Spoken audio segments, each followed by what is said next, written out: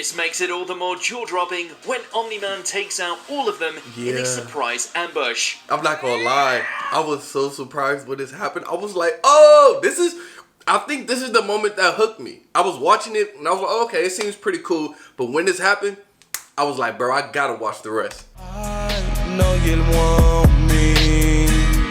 You said you're lonely. You can't get none of me.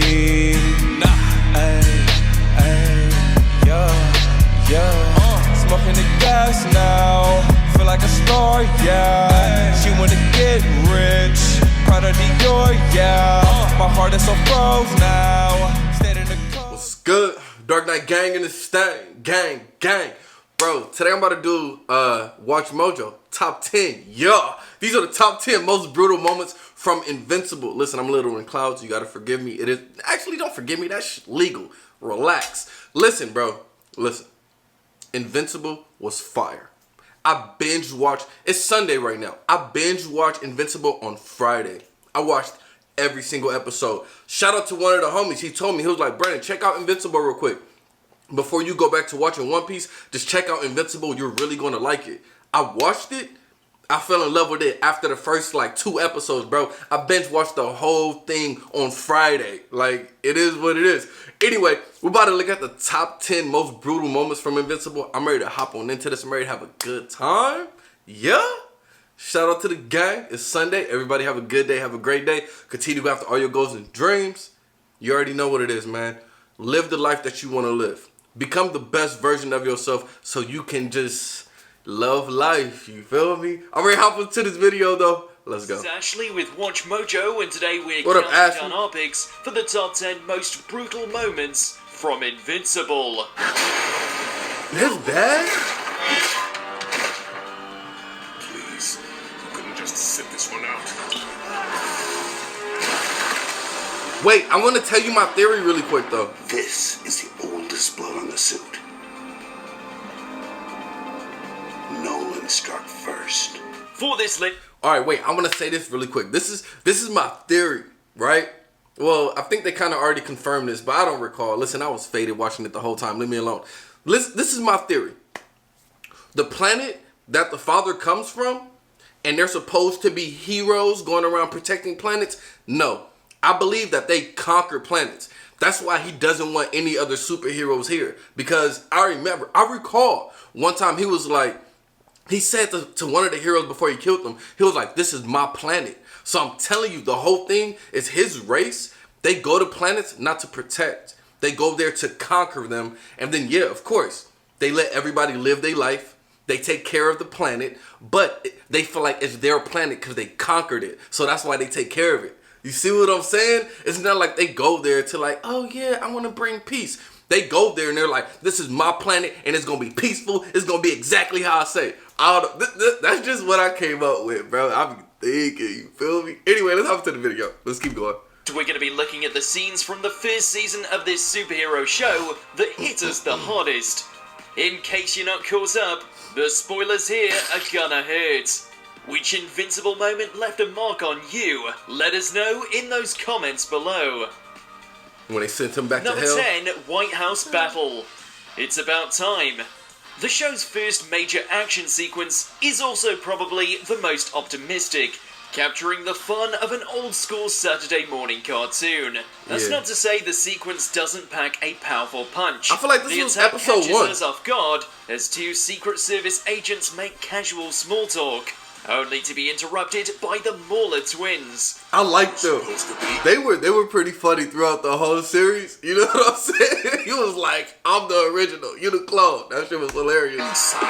I like the little banter back and forth. Armed, showing that this sort of thing is commonplace, but the Maulers have come well equipped. Steve gets in one good shot before one half of the villainous pair prepares to smash him. Nah, he shot that nigga in the the eye. Guardians of the Globe show up just in time, receiving additional backup from Omni-Man.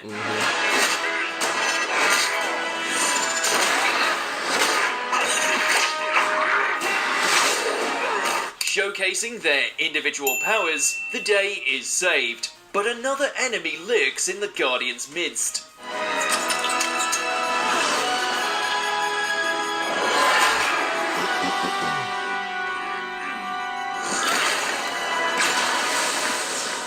Number 9, The Exorcism of Damien Darkblood. Neil Armstrong, eat I your didn't hearts think this out. was that brutal. Come out. I'm not hiding. Cecil. A bit like a cross between Hellboy, John Constantine, and Rorschach, Damien Darkblood is a demon who solves crimes to keep himself out of the bad place.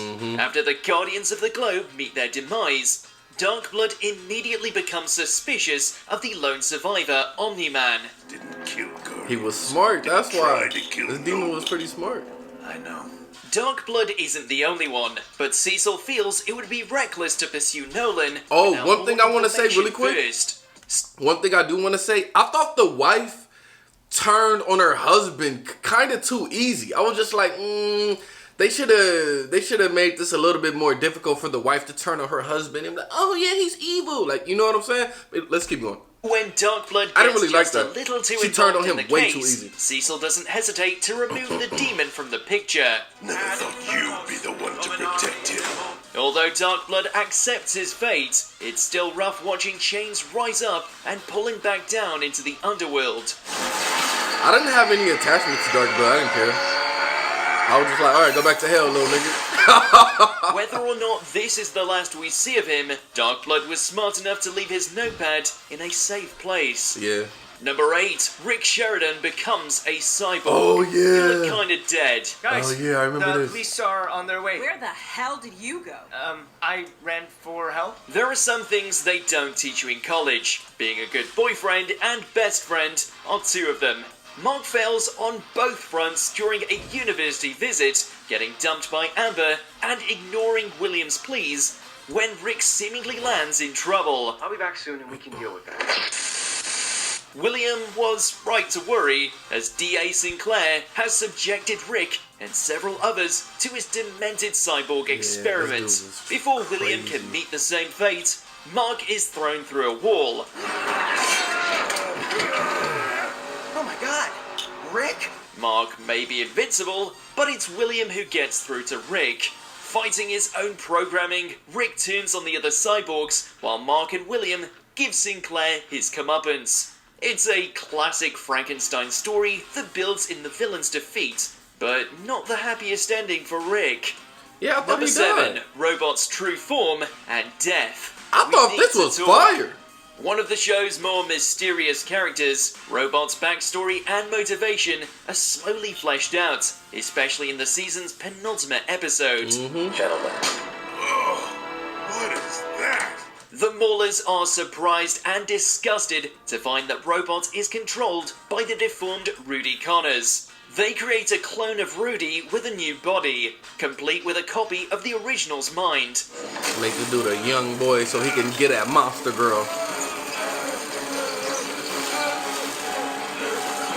The experiment takes everything out of the original Rudy, however, leaving him just enough strength to say goodbye before his clone puts him out of his misery. Rudy takes comfort in knowing his successor can pursue a relationship with Monster Girl and experience life outside the pod. This is what I want.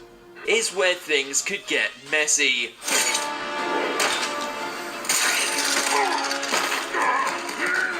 Number 6, Immortal returns. We need to talk. I mean, he got killed off. As Nolan seeks out Mark, Cecil throws every obstacle in his arsenal at Omni-Man, only mildly inconveniencing him at most. Exactly. Cecil breaks out the big guns with a kaiju, which still stands little chance against Omni-Man, especially once Invincible joins the fight.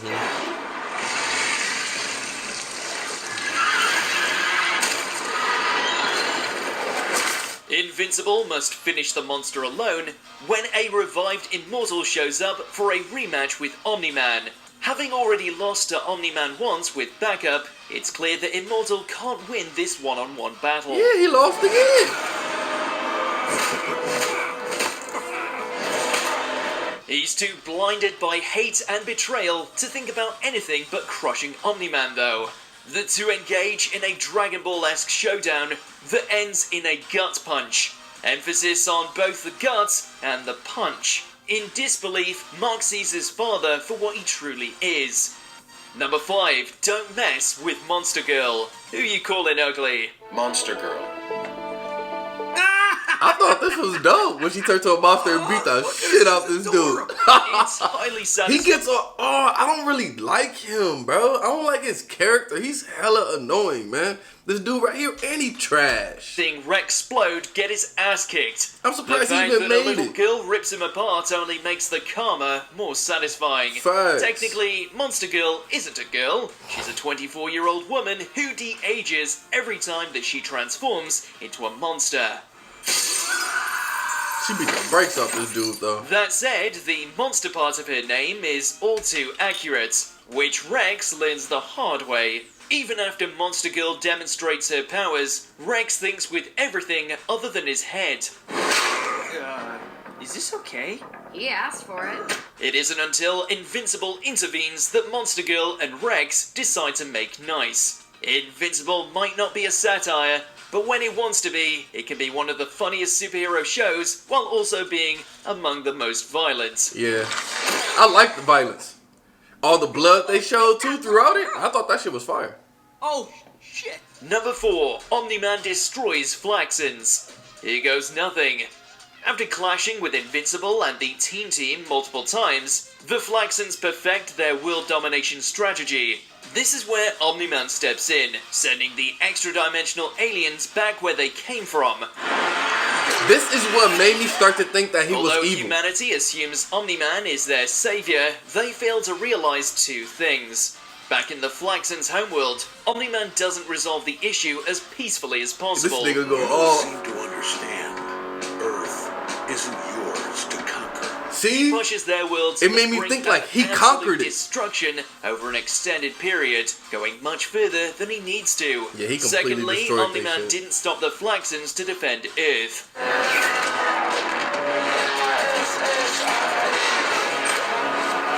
That's He crazy did it how so there strong would he be is. something left for his own people to conquer. Upon returning home, Omni-Man looks less like somebody who's destroyed entire Oh, yeah, they do cities, talk about how more they like conquer somebody stuff. Who had a rigorous Never mind. workout.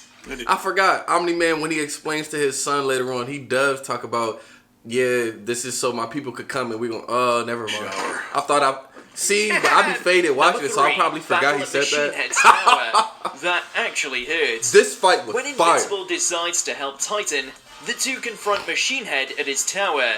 The mechanical villain knew that they were coming, however, and thus hired some muscle. No, but then when after they killed Machine Head, and then it turned out the black dude had this whole thing planned, and so he became the boss. I was like, oh, that's fire, cuz.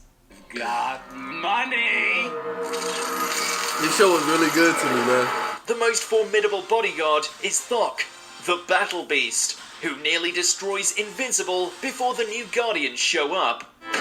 Cecil got an anonymous call. We'll take it I from thought the One lion might ended up assume leaving. that this is where the tide begins to turn. He didn't get killed. On the contrary, this is where things become increasingly dire, with Monster Girl, Black Samson, and Invincible left in the most critical conditions. Oh, yeah, The the main Omni reason start they going survive off. is because Thok grows bored and leaves while Machine Head's right-hand man turns on him. Oh, the see, I was biggest right, he blow did of all leave. is the revelation that Mark was just a pawn in Titan's plan to take his boss's place. Didn't mean for it to end this way. But I gotta take care of mine. Number 2, the Guardians of the Globe fall. It's about time. The first episode mostly plays out like your typical teenager gets superpowers story. Mm-hmm. The audience can sense something darker underneath the surface though, Facts. especially when it comes to Nolan. When he hit his son like that, yeah, I was like, this dude Omni-Man tripping. shows his true colors in the final scene, where he lures the Guardians to their headquarters.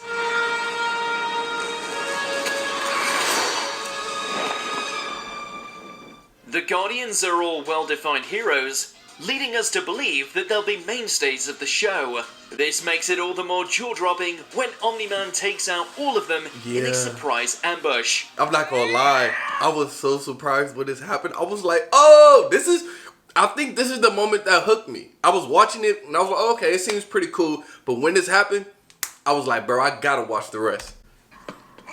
I feel like this is like episode 2, huh? Some go down more easily than others, but in a matter of minutes, Omni-Man is the last one breathing. The animation oozes with graphic detail, leaving the audience intimidated, yet eager to watch the next episode. Facts, bro.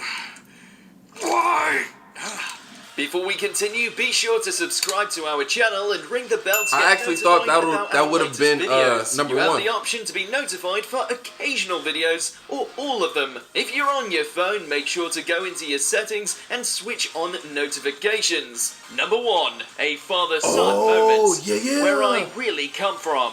This isn't how I wanted to do this, but I don't have a choice. It's time for you to know where I really come from. The moment that the whole season had been building up towards, Nolan tells Mark why Excuse he's me. really on That Earth. pre-workout, When bro. Mark refuses to join him, Nolan attempts to beat his son into submission. He destroys part of Chicago and takes numerous innocent lives just to get his argument across. How could you do this? That was your fault. Your stubbornness against the inevitable killed those people. As disturbing as this imagery is, hearing Nolan call Debbie a pet and imply that Mark is replaceable did. stings just as much. He did. And he beat the brakes off his son. Yeah, that shit was crazy. Even as Nolan turns his face into tomato soup, Mark would rather die by his father's fist than turn his back on Earth. Nolan is ready to finish Mark before recalling a memory from his childhood. Pulling back, Omni-Man abandons his son and Earth, suggesting there may be some humanity in the Viltrumite. I don't know. We gotta see what happens. We gotta see. The damage is done, however.